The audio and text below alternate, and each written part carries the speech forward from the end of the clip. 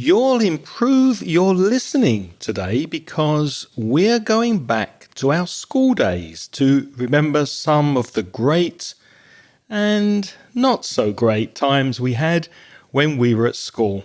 Welcome to Aprender Inglés con Reza y Craig.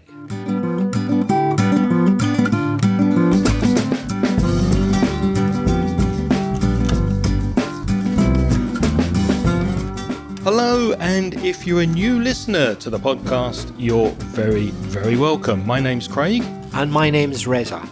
And together with around 50 years of teaching English between us, we're going to help you improve your English and take it to the next level.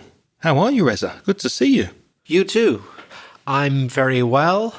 I'm feeling fine, and I'm looking forward to sharing a couple of funny anecdotes from my school days. Yeah, it's been a minute or two since we were at school. It's been a few years, but I think I can remember one or two stories and anecdotes. Hold on, speak for yourself. I'm going to school this afternoon, but as the teacher. As the teacher, Not yeah. as the student. Not quite the same thing.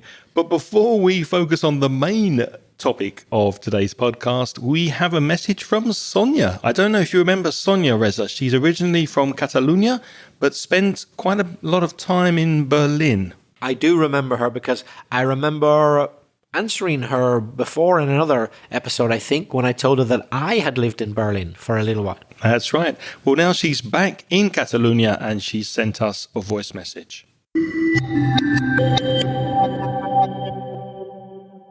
Hello, Reza. Hello, Craig.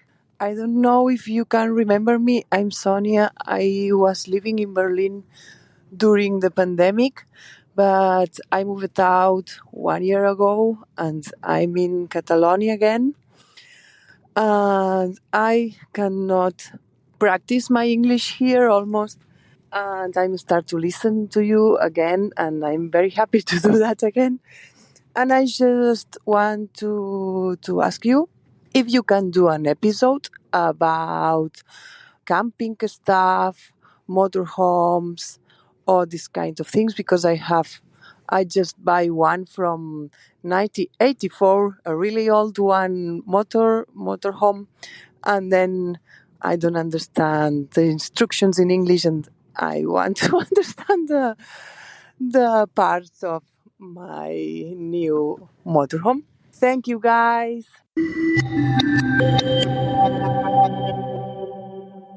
Thank you, Sonia. It's really, really good to hear from you again. You said that you cannot practice your English at the moment because you're back home in Catalonia.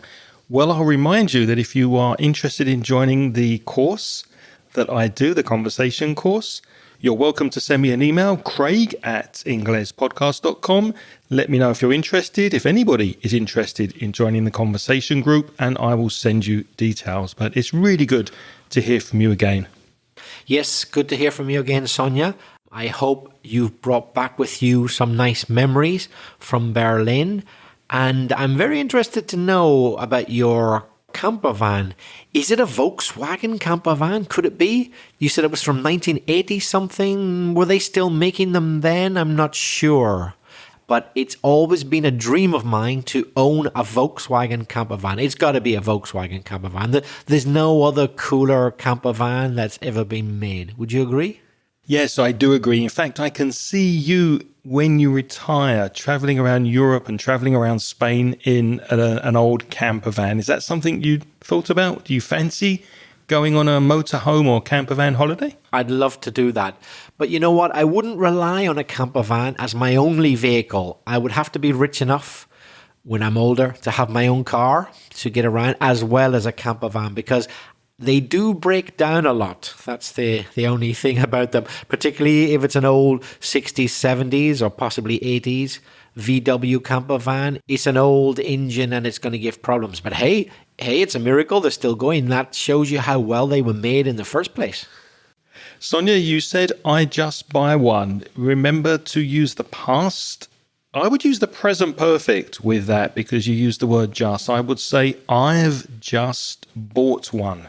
I've just bought one, or I bought one recently.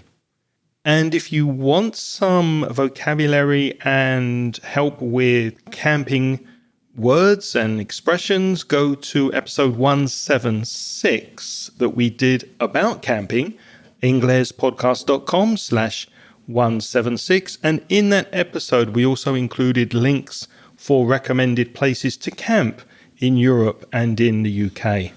Craig, would you fancy going on a camping or motorhome holiday? I thought about it during the pandemic because we couldn't travel anywhere. So I thought it might be a way to see the countryside, but I don't know if I would enjoy it. I think it's probably a more inexpensive way to travel around. It's a little cheaper, but I don't like the idea of traveling around in a camper van, to be honest. It's not my cup of tea. You like a bit more of the home comforts? I like the home comforts where there are home comforts. If I want to travel to the middle of Africa or Southeast Asia or places where there are no hotels, and if I have to stay in a tent in order to see some unusual things, then I will, if there's no other option. But if I can stay in a hotel that has a roof and a shower and it's more and a comfortable bed, then I'll choose that. But that's me. An idea that you probably thought of, Sonia, you could Google the make and model of your camper van, and I'm sure on the web somewhere in the dusty corners of the internet, you'll find instructions and a manual about your camper van.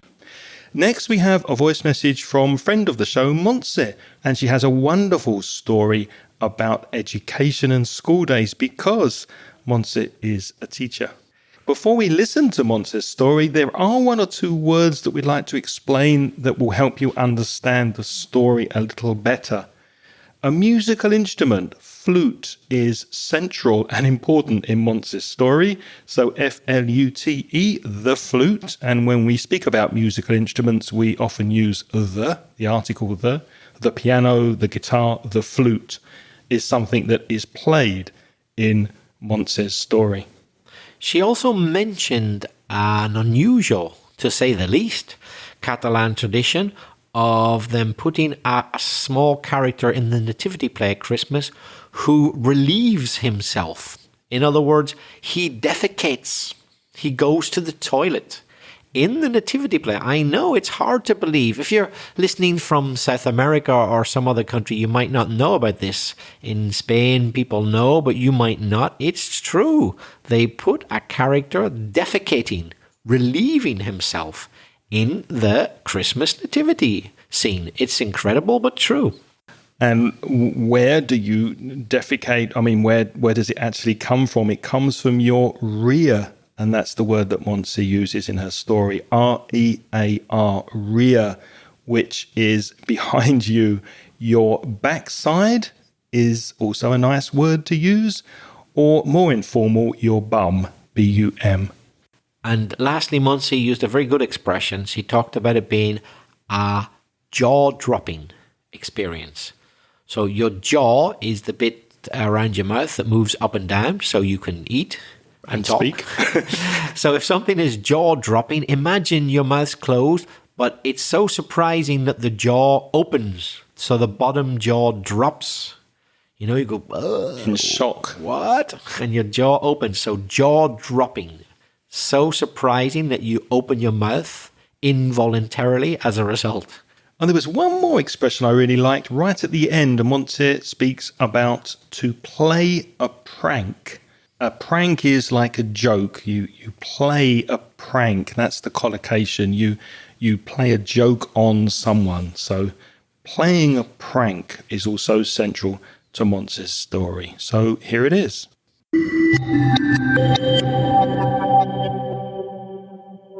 Hi, Craig. I'll tell you a little story that I haven't experienced myself, neither as a pupil nor as a teacher, but it really happened once upon a time, and it's been passed on year over year, and now it's kind of a legend in my school. I hope you don't find this anecdote too rude for the British taste. I'm joking. Perhaps I should warn you before I start that we Catalan people are considered quite scatological, I mean, you surely know that we have some weird traditions, like putting in the nativity scene a figure of a man relieving himself. Oh, yes, a peasant defecating just at the very sight of the Holy Family. Let's go to the point. I had a very funny colleague who liked to play jokes. He was a teacher of little kids, 6-year-old, a very naive age. In the school, there are doors to enter the classrooms, but there are also others that connect each class to the next. This teacher said to his pupils he was able to play the flute not only with his mouth, but with his rear. He asked the music teacher to hide in the next class, close to the inside door. He himself stayed beside that same door, but in his own classroom. Then he put the flute at the low part of his back and pretended to be playing a song that was being performed actually by the music teacher. The children were amazed. I visualized them jaw-dropping. Those naughty colleagues played their prank from time to time. The fact is the kids believed that their teacher had a cool superpower. This is a real proof of children's candidness and innocence, which, by the way, I love. And that's all. Thank you, as always, for your help, and see you soon.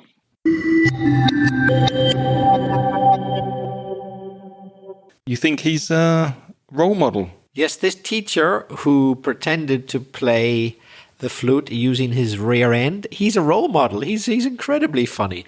I wish there were more teachers like that. Yeah, me too. Can you think of any ways that Montse can improve her message? Well, the story simply cannot be improved. It's fantastic. 10 out of 10. 10 out of 10. As for the English, there's a couple of little things. You said, let's go to the point. But the collocation is to get to the point. Let's get to the point. But one really good thing you said, which I want to highlight because it was so good, you said, neither as a student nor as a teacher. I really like that. The neither as blah, blah, blah, nor as blah, blah, blah. Neither as a student nor as a teacher. Did you notice anything else you'd like to comment on, Craig? I think Montse said year over year. Year after year will be better. But an excellent story, and thank you so much for sending it, Montse.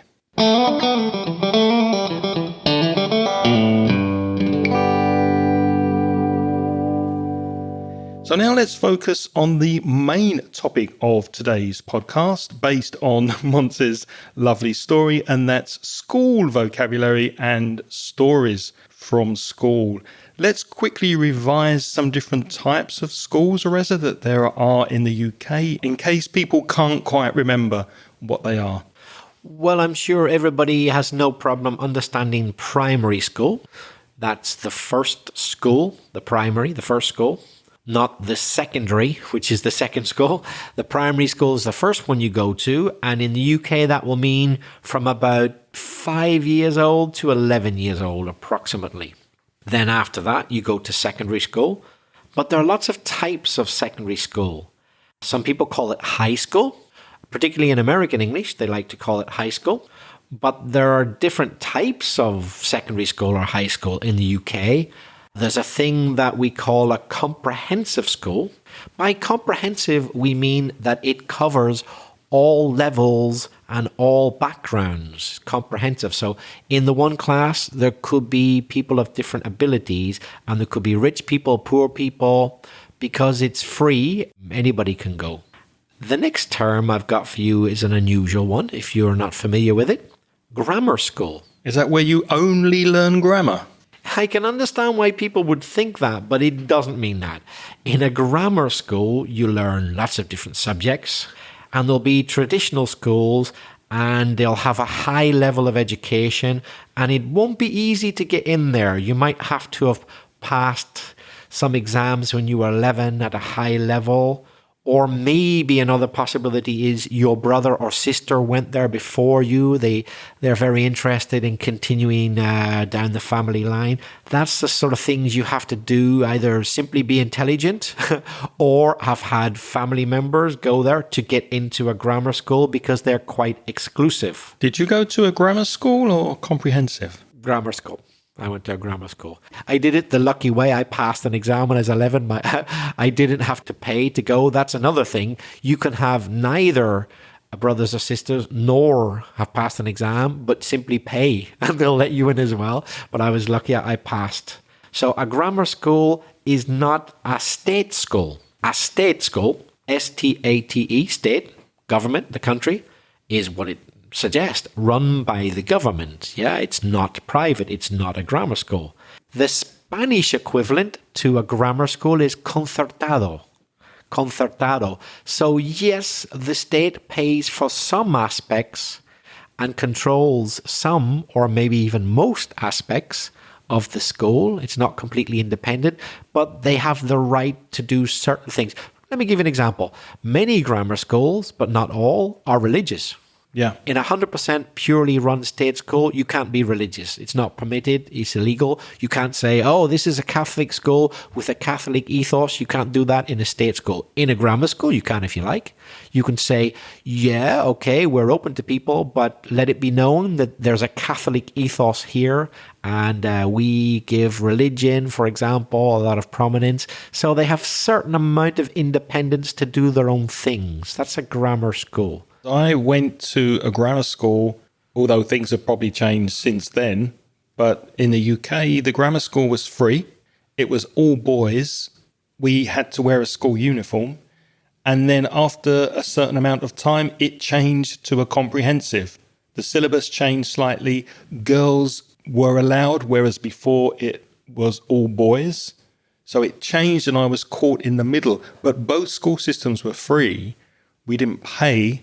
Craig, my experience was similar to yours. From 11 to 15 years old, I was in a grammar school only for boys, myself. But then for... And it was free? No. Had to pay a little bit of money.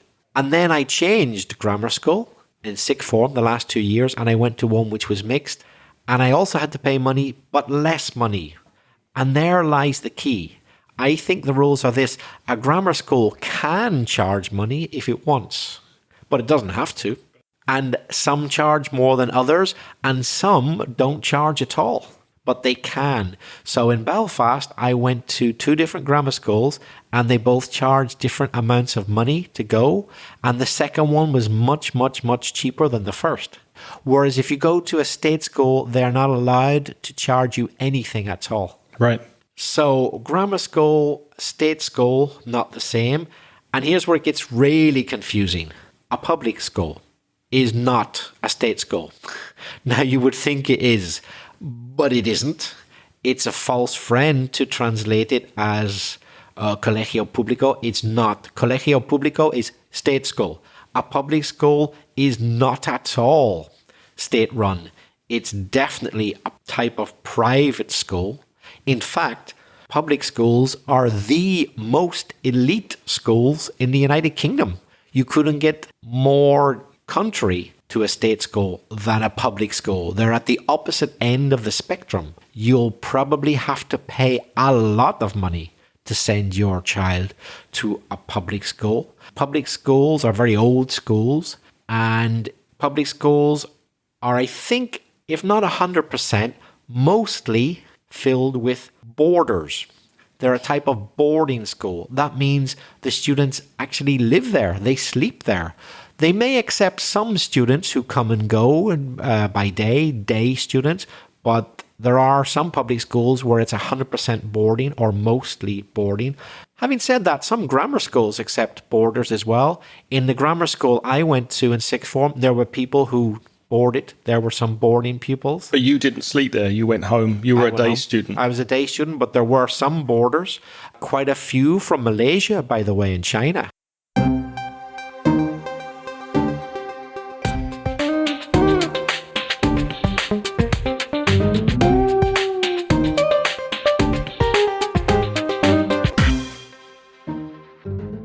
So let's talk about some of the people you might find in a school.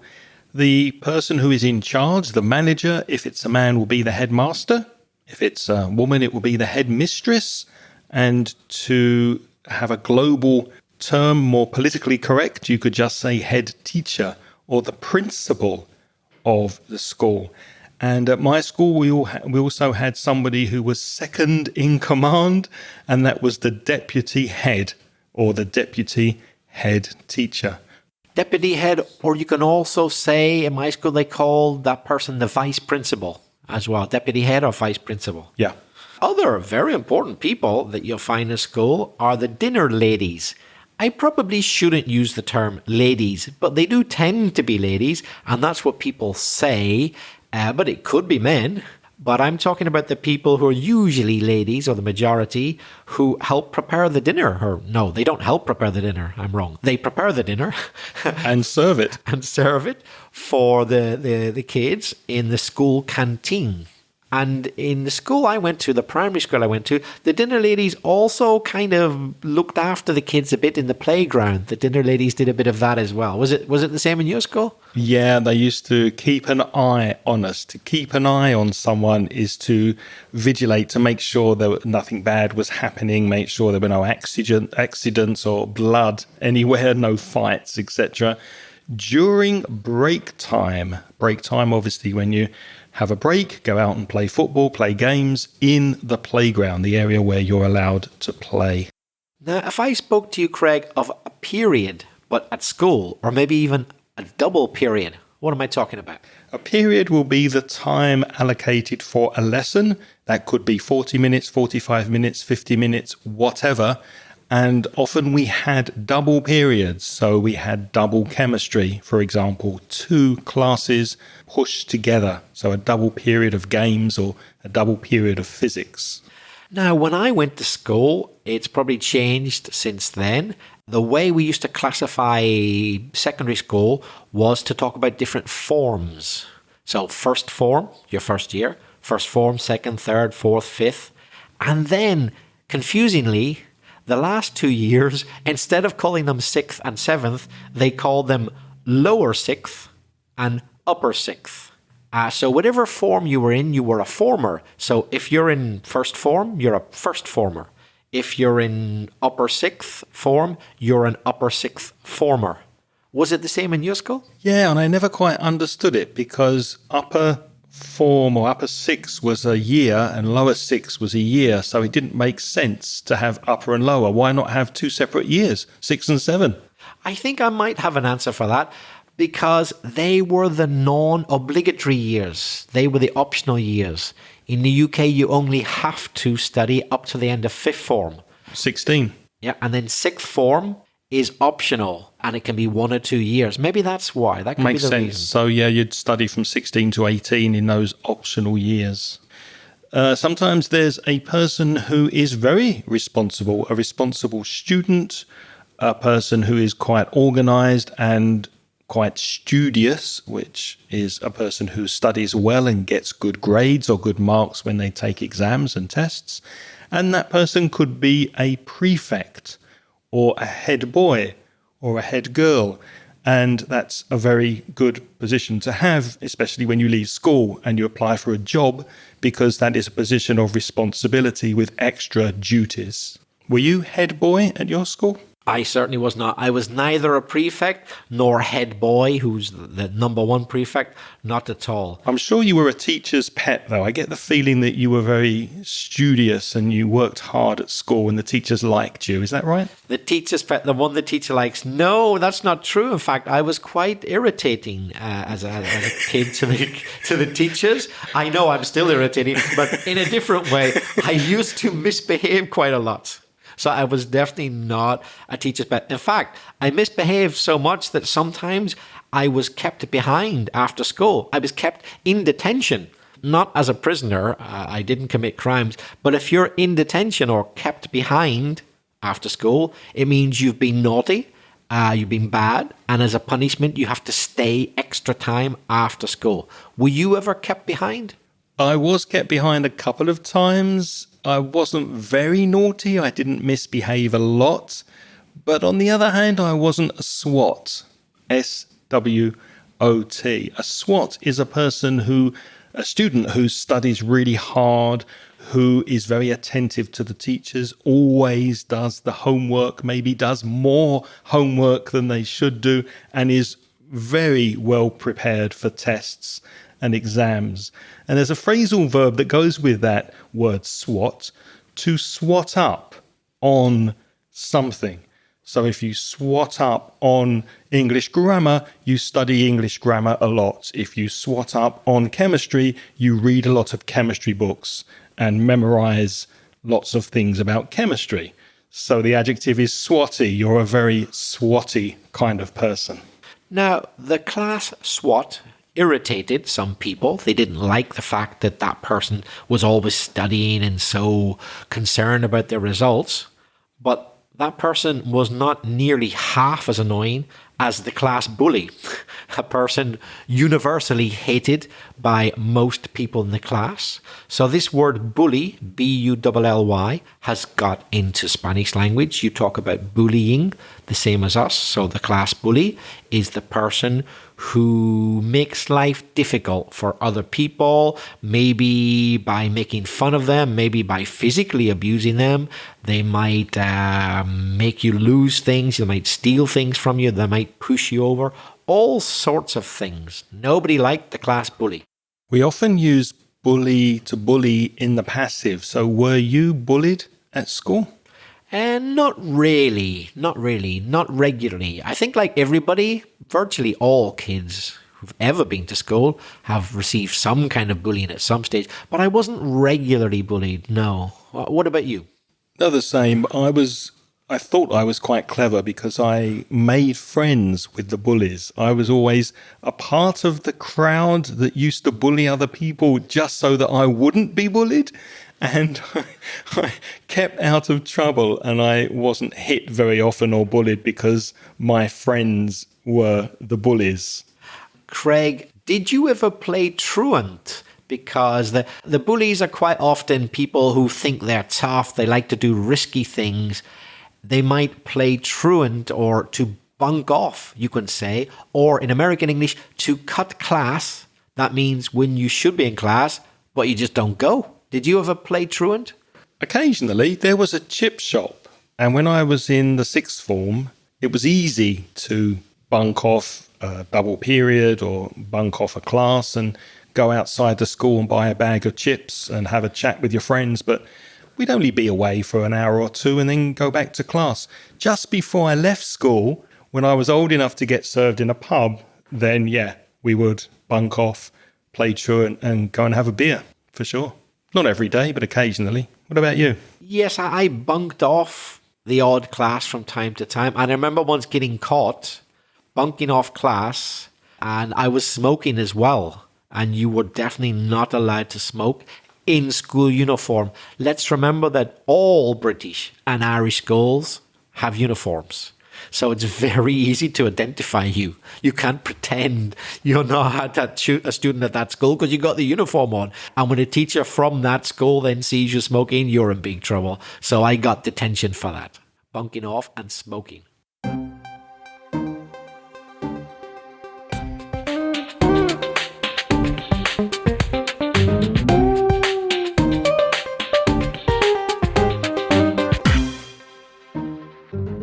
What did you like and dislike about your school days? Do you remember? I really liked a Latin teacher I had. You studied Latin? Yeah. Simply because he was good fun and we had Latin 2 or 3 times a week. I think it was Friday, we had it on a Friday afternoon because it was Friday afternoon. He used to bring in cakes. He was a really generous guy. And we'd talk about things that we didn't really understand, Latin, and have some cake. And he was just really nice. He treated us almost like grown adults, and it really worked. We really respected him, and he got a lot of work out of us. So I really, really liked that class. What about you? I remember liking hanging around with my friends, spending time with my friends, my mates. Some of the teachers I liked, some I disliked. I liked sports quite a lot. I was in the rugby team. I didn't like science subjects, maths, and I hated the uniform. And I remember not being very happy because I didn't have a girlfriend when I was at school. I didn't have my first girlfriend until after I left school, so that was a frustration. But then when I went to school, it was an all-boys school. So the girls didn't come into the school until 3 years after I was already there, and then they were quite a bit younger. So, yeah, no girlfriends. It's funny you should bring that up because, as I said, I went to a boys-only school like yourself until I was 15, 16. Then for my last 2 years, I went to a mixed school. And oh, surprise, surprise, my girlfriend went to that school. And I must admit, my results went downhill rapidly. I was distracted a lot. So the last 2 years at school was suddenly a lot better because by then, finally, I got a girlfriend and she went to the same school. But it didn't help me academically, I must admit. So there's a lesson for you. Don't get distracted by being attracted to other people while you're studying at school. And Craig, were you ever swotty at school? Not really. I did the minimum. I got by. To get by means to manage just about. So I passed my exams. I did what I needed to do, but I wasn't an exceptional student. I wasn't at SWAT, no. Did you get into trouble for anything? Do you remember any kind of punishments that you got, apart from your detention that you mentioned earlier? Yes, once there was a kid who was much younger than me. I was about 17 at the time, and this kid was 12, and he kept annoying me. He kept, flicking my jacket. What does to flick mean? To flick, to use your finger to quickly touch something.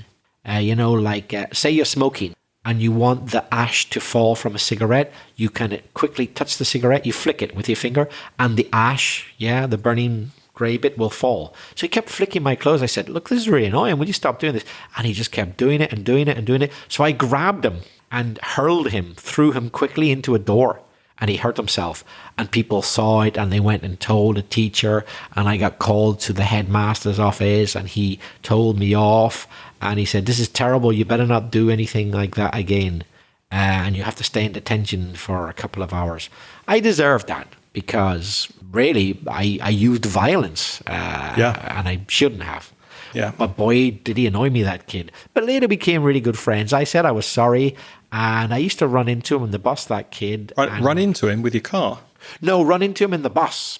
Yeah. And I didn't drive a bus. So we were on the bus and I ran into him. That means you accidentally or without planning meet someone. And we were friends after that. And I'd always say, hey, how are you doing? So we actually became friends after I apologized. Craig, what about you? Did you get punished for anything? I can remember one time, and I apologize to Montse because I told her this story. We played something in the dinner break, in the break time, where we would race around the classroom. We moved the desks to create a racetrack, a circular racetrack, and we would push on our chairs, sitting down, push these plastic chairs so that we could race each other like cars, but going backwards. And I trapped a friend in the corner of the room and started kicking his chair really hard, the back of his chair, to slow him down. And I was kicking this chair and hitting it hard with my feet, and it was completely getting destroyed. This chair, the plastic was splitting. And suddenly I noticed that all of my friends had gone completely silent. There was no noise in the class. I looked up, and we had a headmaster who was very tall and very strict and hated damage of school property. And he was standing above me looking down. And I had such a shock that I stood up and knocked his cup of coffee out of his hand. The coffee went everywhere. The cup smashed on the floor. And he sent me to wait outside his office. And my punishment was a caning. Back in the day, it was allowed to hit students with a bamboo stick. And I was hit across the back of the legs several times by the headmaster. But the worst part was waiting to see my punishment. They would keep you waiting outside the headmaster's office for a couple of hours before you were brought in and disciplined and lectured to. But I deserved it. It was a stupid thing to do. Well, you say you deserve it, and maybe you did, but of course that would be illegal now. You can't use any physical punishment against kids. But in those days, you still could. You could, yeah. How things have changed. Things have changed. I wonder if it affected me. Well, how are your legs? Are they okay? Yeah, my legs are fine. I don't kick chairs anymore. Well, maybe it worked. Maybe it worked. And that was obviously, a bit aggressive what you did with the chair. But did you ever play any funny tricks on your teachers? Any humorous tricks? Well, again, this is many years ago when we had the boards that you used to write on, and they went around. You could move them in a circle, and there was a piece of metal across that you pulled down to move the board in a circle. And we used to balance the board rubber because we used chalk to write on the board, and the rubber erased the chalk, and we'd balance this dusty eraser or board rubber right at the top of the board so that when the teacher pulled it down, it fell on his head and the chalk went all over his or her jacket. And we thought that was hilarious. And did this teacher fall for it time and time again? Or not the same teacher, but when you have 15, 16 teachers, then you can repeat it and repeat it. And I imagine the teacher said, who did this? Did you ever admit it was you? No, we covered for each other, which means we didn't tell tales or name particular people. So the whole class got detention together. Shared punishment. Did you have strict teachers? Yeah, generally I did, yeah. And did they hit you? Were they physical? When I was at primary school, once I was caned, and I remember that it was totally unjustified. There were other occasions that merited me being caning more than the time I got caned for. I think I just accidentally said something to the headmaster without meaning to. I didn't say what he was expecting to hear, but nothing rude. And he said, right, you. And he over and he took me to his office and caned me. It was totally out of, the blue. I didn't expect it. So it didn't teach me a lesson at all. I just thought, this is so unfair. If I deserved it, I would have understood, but it was so undeserved. Terrible. We had a teacher who was very violent. I quite liked him. He was okay with me, my English teacher, and I liked English, so I think he treated me quite well. But he used to hit students on a regular basis around the head, and he broke his leg. So he came to class one day with his leg in plaster and a crutch, and we were noisy and being cheeky. Cheeky is trying to be funny with the teacher and saying insulting things to get the teacher agitated. So much so that he started hitting a student with his crutch. And I don't think you can do that these days. I don't think you can. Yep. Isn't it amazing to think that in those days it was legal? It was legal for a teacher, not for any adult, but for a teacher to physically assault people in their class. Yeah. If it was in the classroom, not outside the classroom, it was legal. It's a weird thought these days, isn't it? Yeah, it wouldn't go over very well these days. Reza, did you ever have a crush on any classmate, anyone in your class or any teacher? And to have a crush on someone is to fancy them, to be really attracted to them to the point where you're constantly thinking about that person romantically. Did that happen to you? Did you have a crush on anyone? No real strong crush, no. There were a few girls that I liked in sixth form when I went to the mixed school. Probably shouldn't have liked them since I already had a girlfriend, but there was a few I liked. But I never actually did anything about it. That means I didn't act on my thoughts, so I didn't really have a strong crush. And then there was one teacher, I wouldn't say I had a crush on her, but boy, did she open my eyes. Can I tell you the story? Yeah. First, I'll give you the quick version, and then I'll explain. She did a Sharon Stone on me. Now, let me explain. Sharon Stone, was that the film with Michael Douglas, Basic Instinct? Yep. There was a time, not anymore, but if you're old like me, you might still remember the term, to do a Sharon Stone. To do what Sharon Stone did in the film, her character. So I was in class, I think it was, if not a detention class, an extra homework class or something like that. And in the classroom where I was, very old school with old-fashioned layout, the teacher was on a kind of a platform, slightly raised. And at one point, she fixed a gaze at me. That means she definitely knew that she was looking at me and I was looking at her. And after about 3 seconds, I would normally look away from a teacher because teachers are the boss. You don't want to catch their eyes for too long. This is true. So she caught my gaze. She fixed a gaze at me and she opened her legs so that I could see up her skirt. Her underwear. Yeah. Yeah. And I'm convinced it was not an accident because she was looking at me straight in the eyes. And I was kind of between looking at her face and looking down a bit to see what was there. And she gave me a look like kind of, yeah, what you think you saw, you saw. It's not your imagination. That really happened to me. That's something that wouldn't happen these days, hopefully, either. Did she ever say anything to you about that? No. Was the matter ever... Never said anything about it. And believe you me, I don't consider it any abuse or anything. I loved it. I thought it was a great experience. But I was shocked. It was jaw-dropping. I didn't quite know what to make of this. I was like, oh, God. At first I thought she mustn't know that I can see up her skirt. But then I realized, no, she does know. She's looking at me right in the face and giving me a knowing look like, yeah, you've seen what you've seen. Yeah, that's right. What do you think of that for a story? It's true. I think that was a jaw-dropping experience indeed. Do you have any stories from your school days? If you do, we would love to hear from you and to hear your stories. What memories do you have from your school days? If you send us a voice message, you can practice some of this vocabulary from today's podcast. Send us a voice message to speakpipe.com. That's speakpipe.com/English podcast. Emails, Reza? You could write to us to craig@englishpodcast.com or belfastreza@gmail.com.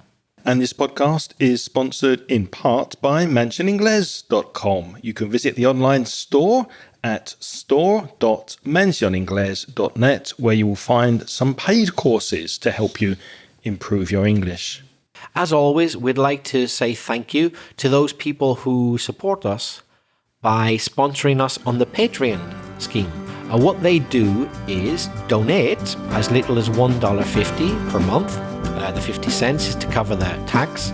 And as a thank you for their donation, we give them instant access to recent audio transcriptions. If you might be interested, have a look at the link in the show notes, patreon.com/English podcast. Unfortunately, we don't have time to thank all of you individually, but we will say a big thank you to our latest Patreon supporters who have joined us this month. And they are Chema Delamo, Hector Gomez Soria, and Tomas. Thank you to you and to all of our lovely Patreon supporters. What's next week, Reza? In next week's episode, we're talking about the Amazon rainforest. Please join us for that. Thank you for listening this week. Have a wonderful week. And until next time, it's goodbye from Reza. And it's goodbye from Craig. If you enjoyed this podcast, please tell your friends so that more people can listen. And the music today was by Pitts. The track is called See You Later.